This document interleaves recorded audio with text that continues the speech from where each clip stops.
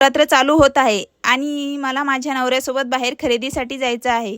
त्याआधी घरातले सगळे काम आवरून घेतले, नंतर सानूला जेवण करून घातलं आणि आज मी माझ्या आवडीची साडी घालणार आहे। बाहेर जायचं म्हटलं तर थोडा टचअप केला पाहिजे आणि त्यासाठी मी सिरम लावून घेतलं आणि मोबाईल बघत बसले। खूप वेळ झाला तरी माझ्या चेहऱ्यावर काही ग्लो आला नाही।